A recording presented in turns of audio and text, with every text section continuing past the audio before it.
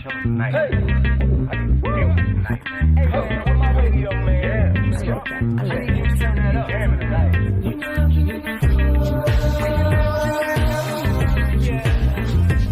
Turn on the radio. You and I turn on the radio. Yeah.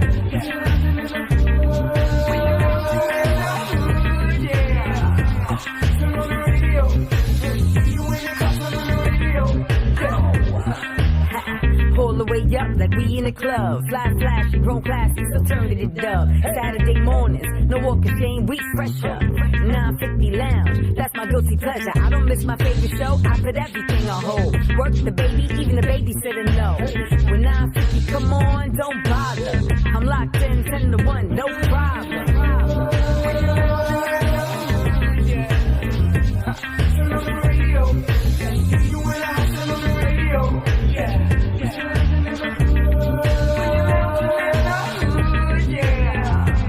Turn on the radio. You and your cops on the radio.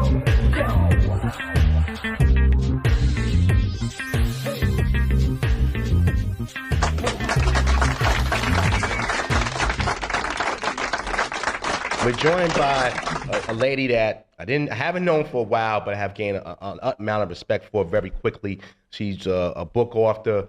She's also now a creator of the new movie Chain, which was her original book and story. Ladies and gentlemen, welcome to 950 Lounge, the super talented, lovely, professionalized, I think I gotta step up, Deborah Cardona. What's going on, darling? Good morning. You better get it right, man. Yeah, I know, they got guns. I know. Deborah, again, thanks for coming.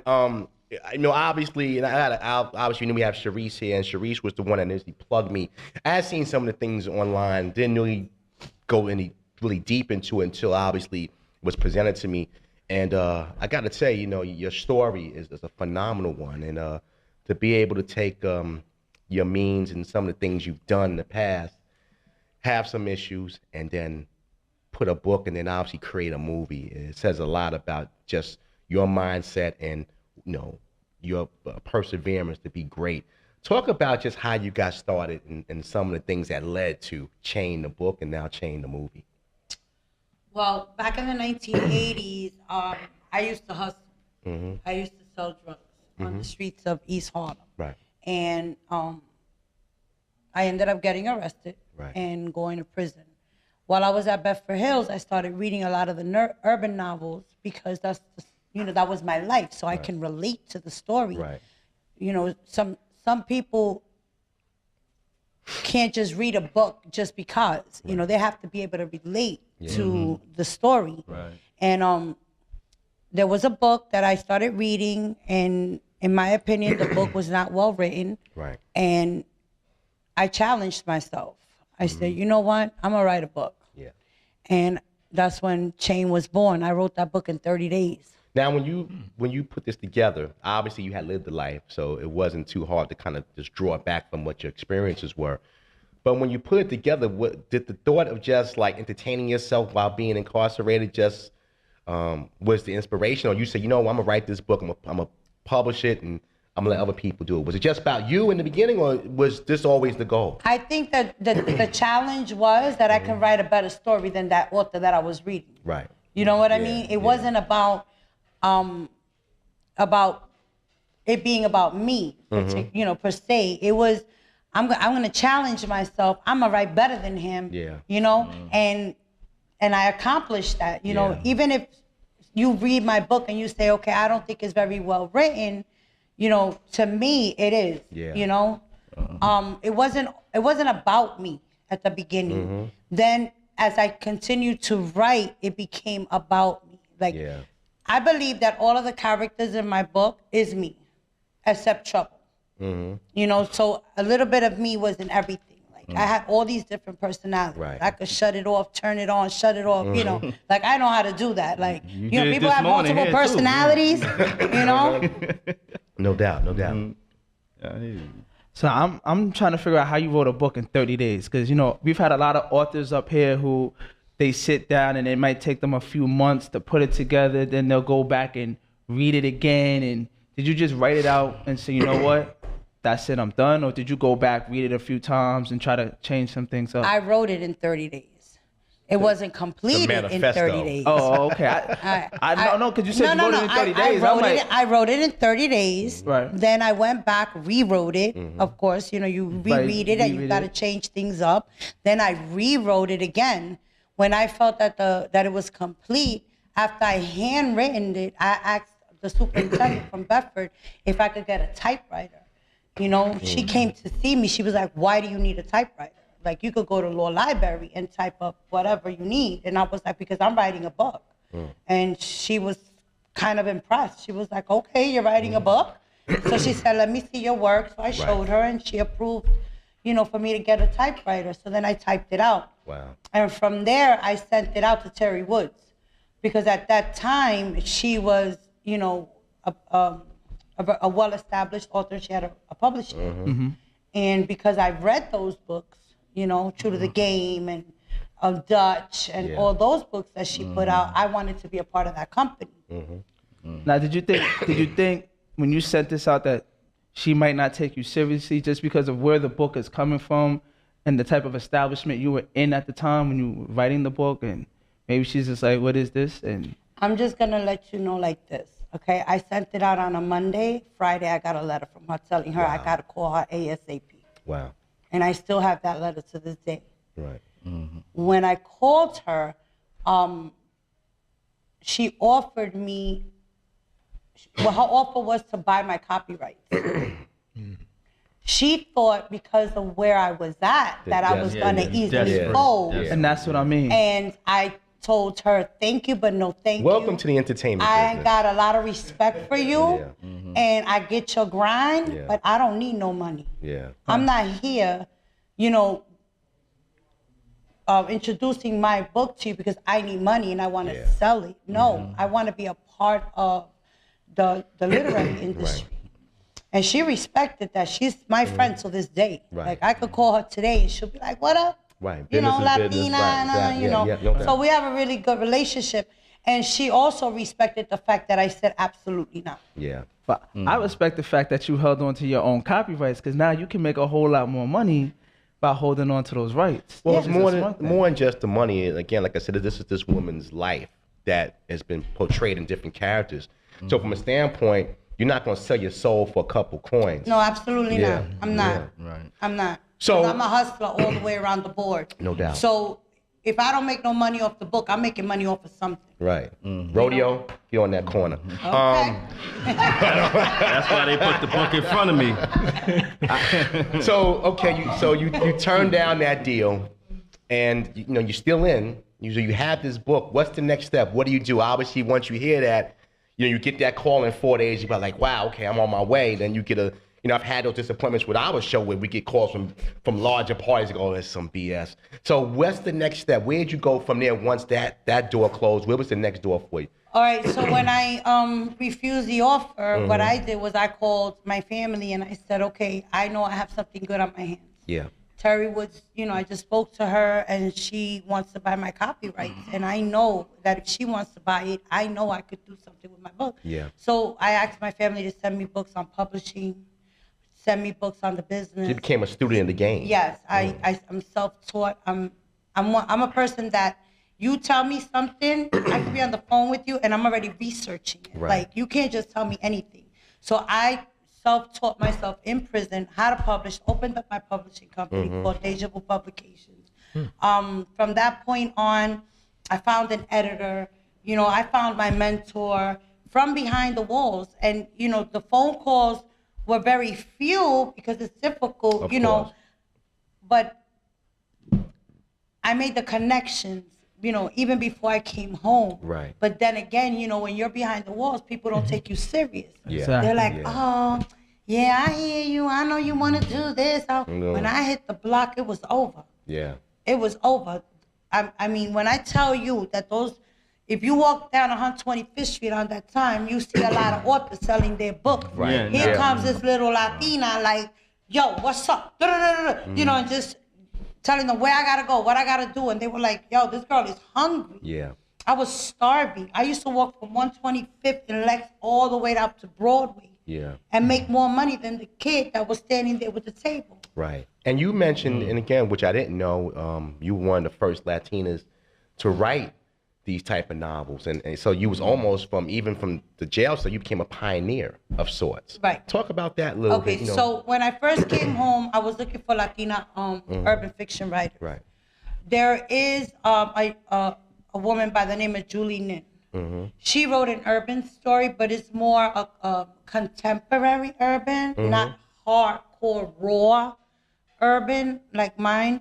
So we always sat down and said, okay, so who's the very first Latina urban fiction writer? You know, and she would say you, because I don't write like so you had your know Biggie what and I'm Nas saying? conversations going Right. on. So, Okay, you know, I didn't want to step on her toes, and I believe that, Right. you know, her books are really good too. So I didn't want to step on her toes, and I asked her, I said, so who do you feel is the very first Latina, you know, urban fiction writer, you or me? And she was like, I feel that it's you because your book is more, you know, more aggressive, more raw.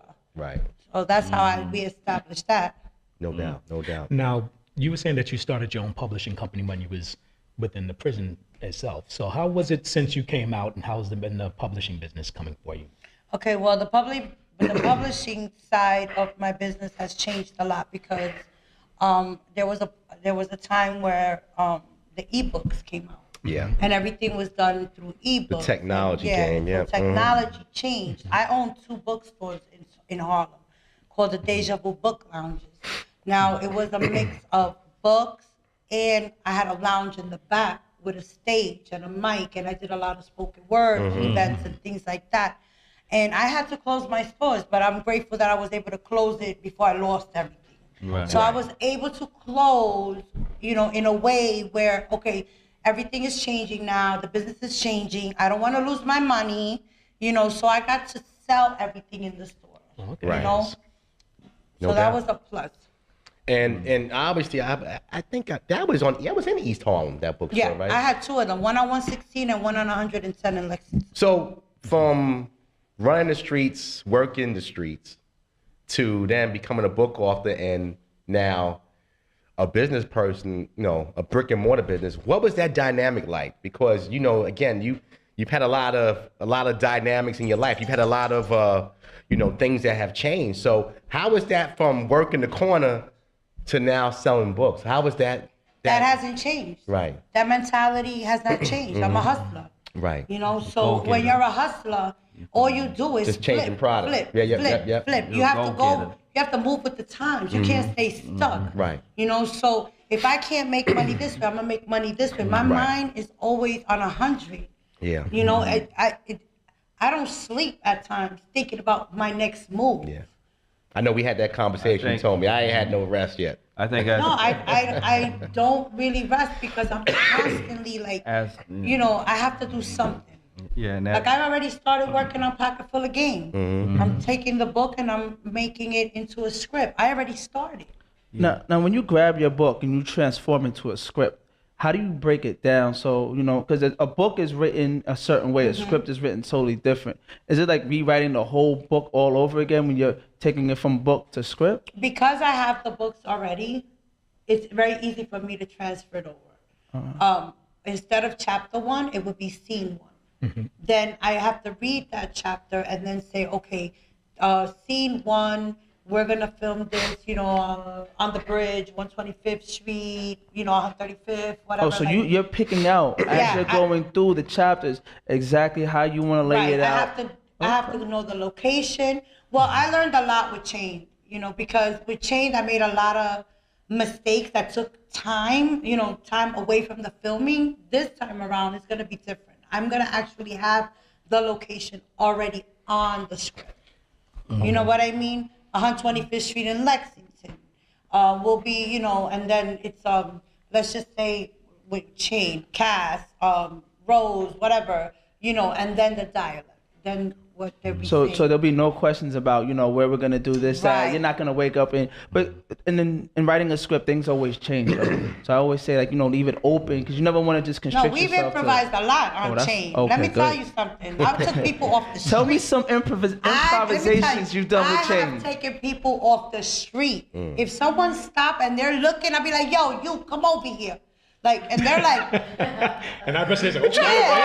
Y'all got guns over there. I ain't coming over there. That's the question. Nah. Do you say come here, please, or you go come here with the no, gun? come here. All right. Come like, here, you getting in the scene. And they're like, huh? Man be with his woman. She got a gun, honey. I got to go. Rodeo Gasa. There you go. No, we improvised a lot because we had to think fast. You know, like with Lexi Jose's scene, we didn't have a gun. The script said gun. She got a knife. You know, so I Was that Lexi's idea? I'm an improviser. Yeah, you know, let me tell you something. Was it a butter knife? No, it was a really big knife. So Wait, was it what? it was a big knife. Oh, Jesus. So let me Crocodile let me Dundee. just say that my cast did an outstanding job. Without my cast, this movie cannot be, and I'm gonna tell you why.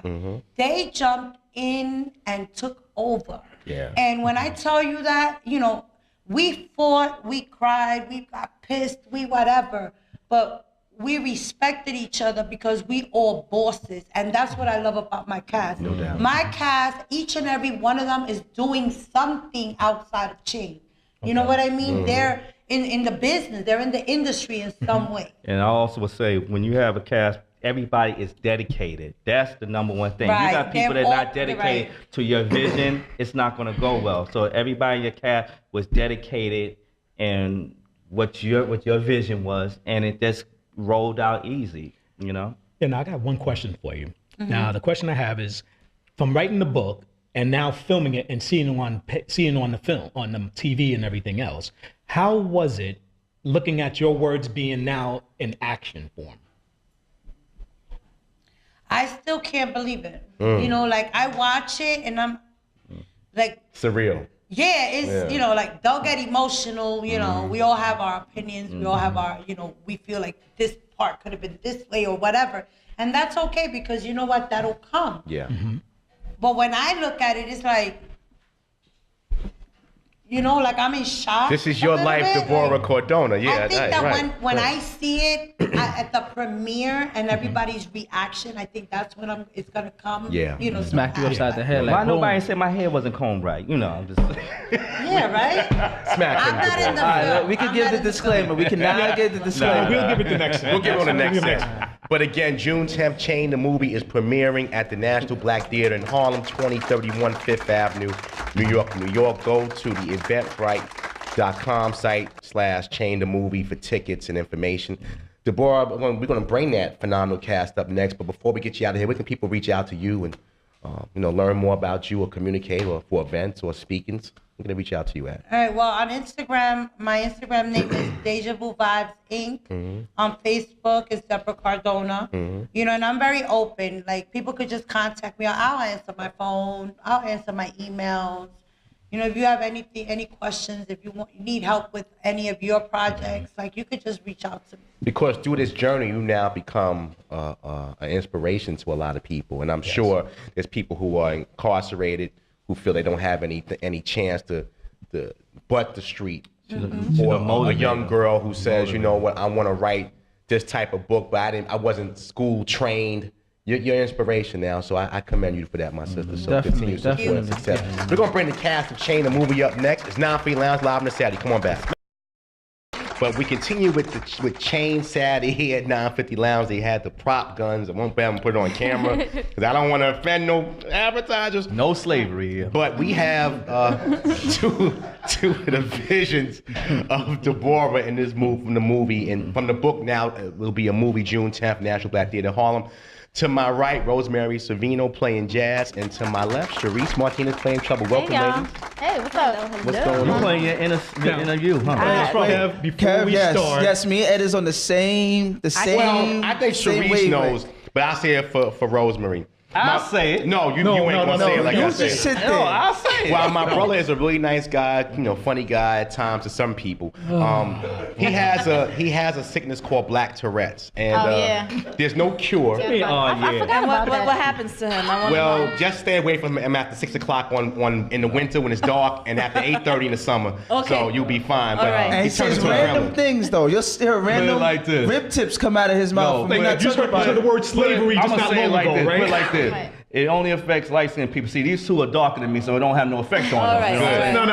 No. Cerise, I don't know. You know what I'm Let saying? me put it like this for you. You just heard him say slavery, right? And Yeah. it meant nothing to anybody else, but in his mind, he's in his own little. He has his own little TV set in his mind, so I he's get thinking it. everything But else. when y'all said it's gonna be in Harlem, I said, cannot be a slavery movie. No. Would you stop listening to Kanye, please? Man, listen. But in any event, ladies, I want to thank you guys again doing Chained here on 950. I'm gonna you start for with you, having Rosemary. You are the lead of this movie, and I know we've met in the past and through different channels, and you was doing music, but now you've kind of focused into the cinema game. Talk about Yes. this role, Jazz, and again trying to live the vision that Deborah put out in Chained the book. Well, ever since young, I've loved acting. That's actually like my first passion. I studied at the American Academy of Dramatic Arts. Nice. I've always loved entertainment. I always loved working with a team. And when I met Deborah about 10 years ago, she saw me and looked at me. She said, "You're gonna play my jazz," and I was like, "What are you talking about?" Wow. So this is like almost proclaimed that you would be this character. She turned you into a gangster. I was working in Spanish Harlem at Chase Bank, and she had just came out, and she was about her hustle. Like you saw the passion in her eyes, and Count that money she right. saw me, and I did a few events with her modeling. I've performed because I was doing music, Yeah, right. and we would lose contact, and she would find me. Like it's something that no matter what, no matter how much years had passed, like she would find me no matter what. And when we were ready to film, we were like, "Let's go. We're That gonna do hustler's this." ambition Yeah, never we're gonna died. do this. And we all believed in her, and knew that if we did this, it's something big that will come out of it. Right. No doubt. Sharice, you're no stranger. And I got to say this first because obviously, when I met you a few years ago and you came on and obviously you're looking to do some things, you blossomed, and I'm proud of you. Thank you very much. I just want to say that on mic, but Thank you've you. come a long way and you continue to climb. You're playing Trouble, and as we said off mic, that is the perfect role for you. Talk about your role and your plot and Chain. I know it was more than just being an actress. Right. So Trouble, I play Jazz, which is Deborah's best friend coming up in the game. She's no longer with us, so I have big shoes to fill. Yeah. So my thing is I won't leave my friend out there. You know what I mean? Like whatever we started together, we're gonna go through no matter what. We decide to do something when we're younger. Yeah. We stick to it, and she gets in trouble, and it's up to me to handle things on the street. Right. So I can't say too much, but you guys will see there. No doubt. But it's not only just Trouble for me. I'm also one of the co-directors on the film. Right. And it went from feeding lines to just being there to Deb is like, "Girl, I need you," and I'm like, "Oh shoot!" And next thing you know, I'm Right. a co-director on the film. So I'm really proud as well of the accomplishments that I've made during the project. Right. Jazz is an excellent co-star. Like she's super funny. I don't know if you guys see her skits, but she's doing her thing as well. I've played catch up the last couple days. So yeah, but Troubles, she's more level-headed. She's the scary one. Jazz is more out there. So I came into the set playing Young Trouble, a 17-year-old flashback. So for me to do the Young Trouble, play Old Trouble, and the co-directing, I'm like super That makes you excited. feel good to It play makes me feel good, and like 17-year-old, you said, when we see it come into play, like we all cried, we've all argued together, we all yelled, but right now, look at us, we're together. Right. So we can't wait to show you what we have June 10th. We have some exciting guests that we're trying to get in the building, Right. but. Well, I'll be in the building. So, Well, yeah, and there I'm you go. excited. Still talk.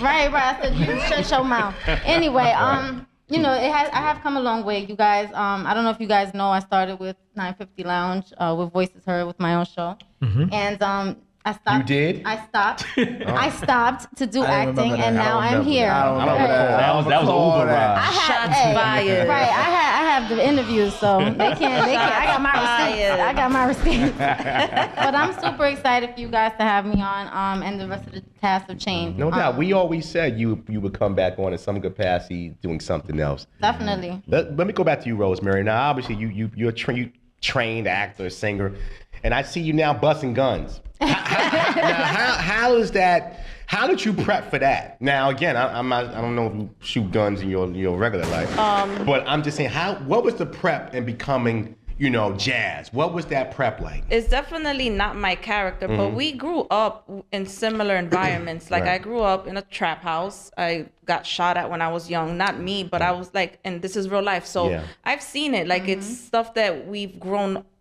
up in that environment. Right. So it wasn't hard to bring the character out. Channel it, right? Sometimes it could have been a little bit challenging, but we had the team there like, no, do it this way. No, I need you to bring this emotion. And obviously having Deborah there all the time, reminding us what her experience was, that there were times that we would do a scene and I would see her crying, and then I'm sensitive as hell. Heck. Right. That's okay. And I would tear up too. And Yeah.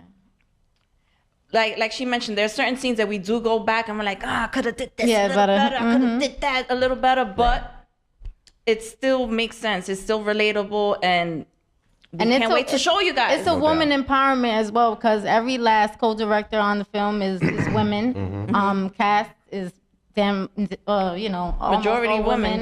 It's Shout out to Mr. woman-dominated. Commodore, because Mr. Commodore is on our team as well. Right. So shout out to him as well. But for the most part, it's a woman empowerment movement. Right. And Now this question's for everybody. yeah. How long did it take for everybody to get together on that team? Because you're both saying team.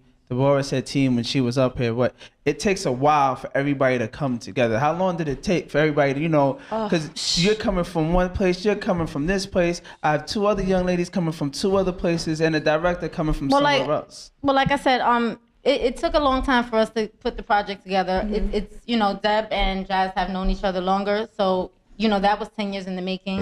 And when I came in was about a year ago. And we lost cast, we gained cast, we lost more cast, to where we didn't even know what we were doing anymore. And we got it together, put it together, we got some dedicated people, and we're here. The girl that was gonna originally play Trouble ended up having to move to Florida. Right, last minute. Did she get in trouble? No, she didn't get in trouble. She has I was waiting for him to say something. I know it was coming. Yeah, She went to the wrong state to go to Florida. She's doing great in Actually, her shout out to career. her, right. Yeah. Shout out to Mindy. Miss Mindy. And Miss Mindy. Yeah. We know Miss Mindy. well, don't we? I know Miss Mindy since high school. We went to high school together, so that's another relationship that Wow, small world. we separated and then found each other. It's one of those friends that no matter how much time passes, we when we link up, it's like we never separated. And then, like she said, we just kept casting. Unique is gonna explain about her. She was gonna play 1,000 other roles, and then ended up playing her role, which she killed. It was just meant to be. When I tell you, we went back in editing and Unique was on, you know, on the screen, and we were like, where did you find her? Right. Like, where did she come from? She is natural, raw talent. Like, it's super, it's intense. You have to see. She's been on Orange is the New Black. You know, she can tell you more projects that she's been on when she comes up. But we just were in awe when we saw her. And Lexi was like, I was like, is Lexi, like- you're gonna come Lexi's do tough, this movie? you know? She was like, I'm not going unless I'm getting a lead role or some lines. And she was a firecracker. As soon as we got there, Lexi is a perfectionist. Absolutely, and, but we energy's love her. very strong, and we needed that because. Once again, everybody's input is what helped bring this out, and the role that Lexi played, China, is her. Like she took that role and got, you know, that little instigative sister, you know, that you get, that's her on the film. Well, like, I'm you glad have to see that, it. and again, I'll mention to Lexi when she comes up, and also to you, because we Right. spoke. I know you ladies have different things you do, especially on a Saturday morning. So it really humbled me, because when I spoke to Deborah, she didn't know who can come because of schedule. So when you guys all said you can come here, I took it as a compliment and really a badge of honor, because you're doing a lot of segments and you're doing a lot of different things, but to all adjust your schedules is definitely appreciated. Now, I gotta ask you one question. By doing this movie, and you're looking at somebody's life that you're playing and portraying, how did it look when y'all look at it? Did y'all look at it and say, yo, was really amazed of what she went through? And how did that affect y'all? It's something to that inspires you to see someone go through their struggle and come out fighting and winning. And like she said, that hustle did not leave. She just changed what she's hustling with. And it's very inspiring. All we know is that we finally see that we have an urban novel that's turning into a movie. We don't really have any much movies like that. Me and Lexi were talking about this the other day, like Belly. What Yeah. happened after that? We don't have something else. And Right. she's showing us that we could do this. And we're like, we know how to play these characters. We grew up living this lifestyle. We could relate to it. Right. Whether you're a quiet person or a gangbanger out there, we all still were in the same melting pot. We saw all of this happen. Now to be able to represent ourselves and represent Deborah's story is just very inspirational. We're talking to Rosemary Savino, Sharice Martinez from the movie Chain, the movie coming out June 10th. National Black Theater Home. Don't get your tickets. Go to Eventbrite or follow these ladies on social media. I'm sure they'll guide you the right way. I have a question, and you guys can pick who answers first. Doing this movie, again, you've done a lot of independent, obviously you performed and now you go in the movie scene. Talk about the challenges of doing independent cinema as an actress. The dedication. Everybody's not always as dedicated as you guys are. The budgets, dealing with the city with doing roles. You guys are walking around with some pretty aggressive props, and so my thing is like, talk about that from a standpoint of just getting through that and dealing with some of the non-dedicated people that can happen in independent cinema. Go ahead, I would first say, like, I don't know how people do it. First of all, you have to have money. That's first and foremost.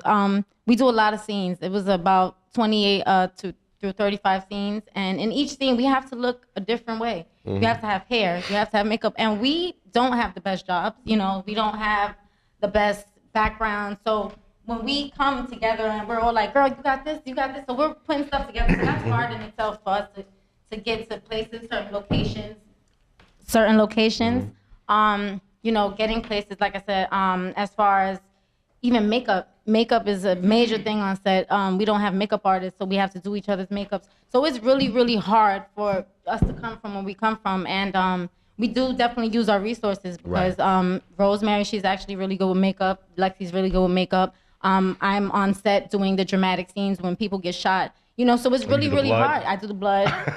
It's really, really hard. So we kind of, it's a budget thing. We don't have any budget. And so what we do, it's from the kindness of Deb's heart. It's her project, so she's bringing whatever she has to the table. We're helping her out. So dedicated. Definitely dedicated. What about you, Rosemary? Your thoughts on that? We just grinded it out. We didn't have drivers to take us from place to place. I'm like Ubering everywhere. Like, maybe that week I didn't get to eat as good, but we got a chance to sharing chicken, do the scene, share chicken wings. Cut that pizza down the line. Let's share this cup of water. It really is. And then there were times that certain people wouldn't show up. Well, the show must go on. And like Deborah said, "Hey, I'm gonna need you for this thing right now." We just made things work. Brody would be like, me? Yeah, and you mother. you like to pointing that prop gun, and it wasn't